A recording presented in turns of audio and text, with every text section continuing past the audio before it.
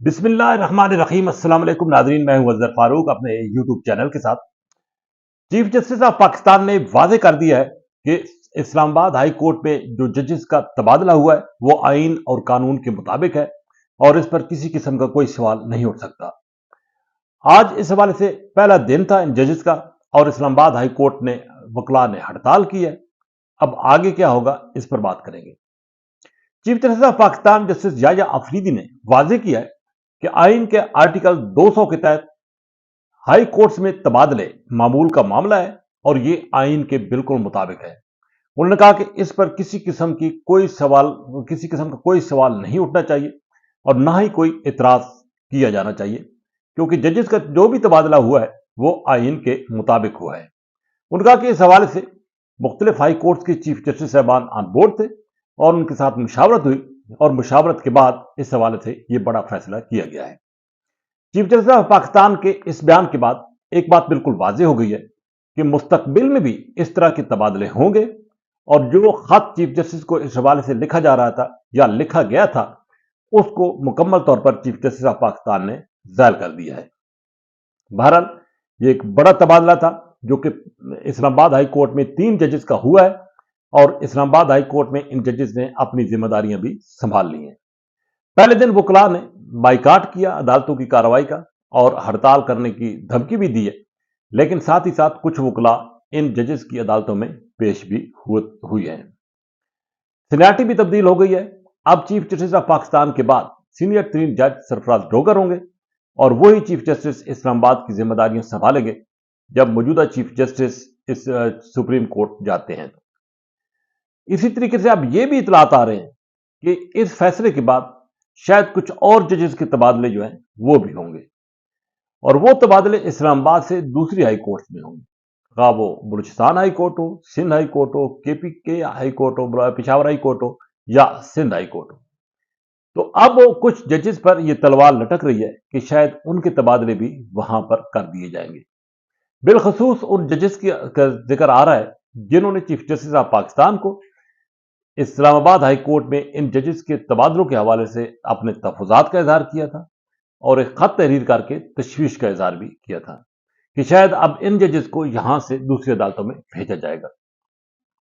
इस हवाले से यह भी कहा जा रहा है कि 26वीं आईनी तरमीम के तहत यह तमाम तर कार्रवाई जो है वो अमल में लाई गई है।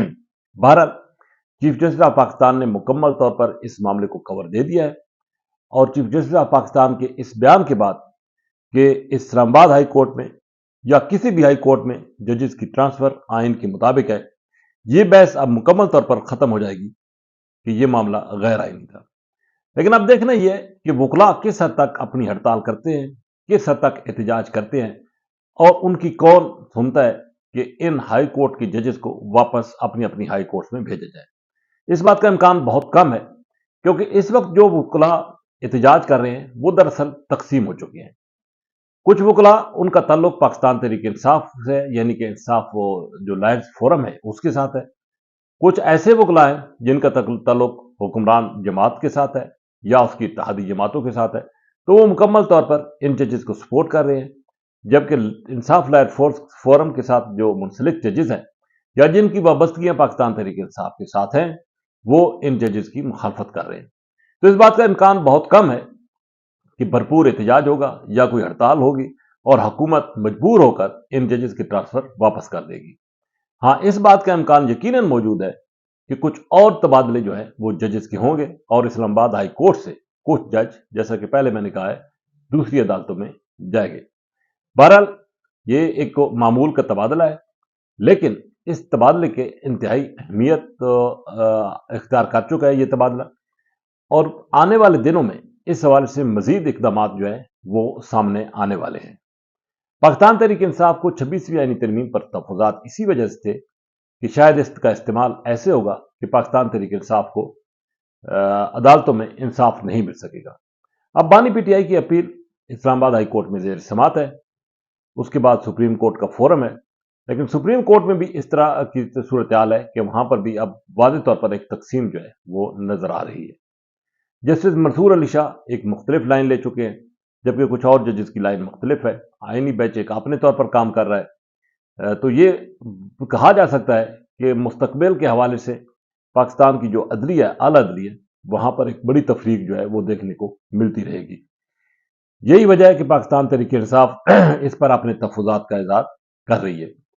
لیکن پاکستان کی عدالتی تاریخ کو دیکھا جائے تو ماضی میں بھی ہر دور حکومت میں عدالتوں نے عدلیہ کو اپنے مقاصد کے لیے استعمال کیا ہے، اور بدقسمتی سے عدلیہ، خواہ وہ ہائی کورٹس ہو یا سپریم کورٹ ہو، وہاں پر ججز جو ہے وہ حکومتوں کے لیے استعمال ہوتے رہے ہیں۔ نہ صرف سیاسی جمہوری حکومتوں کے لیے بلکہ ڈکٹیٹرز کے لیے بھی ججز استعمال ہوتے رہے، اور منمانے فیصلے ان سے کروائے جاتے رہے، یا ملی بھگت سے وہ ججز فیصلے کرتے رہے، جس کے اثرات بعد میں پاکستان کی سیاست پر انتہائی منفی اثرات سے مرتب ہوئی ہے۔